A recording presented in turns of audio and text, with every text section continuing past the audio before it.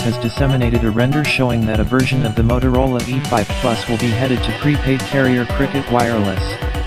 According to the tweet, the AT&T subsidiary will change the handset's name to the E5 Supra. It was just a few days ago that Blast leaked an image of the Moto E5 Plus in light blue.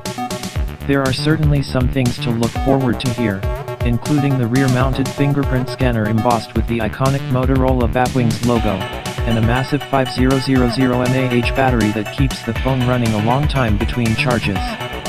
The latest speculation calls for the device to carry a 5.8-inch display with a 720x1440 resolution, HD+, which works out to an 18:9 aspect ratio.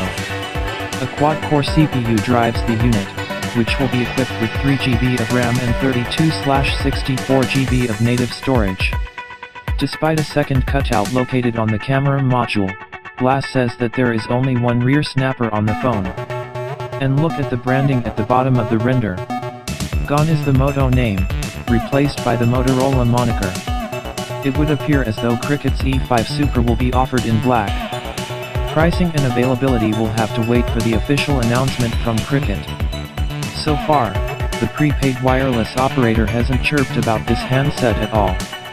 Of course, that could be because Motorola has yet to make the E5 Plus official.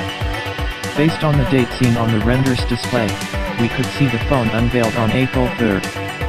Source at F-Leaks.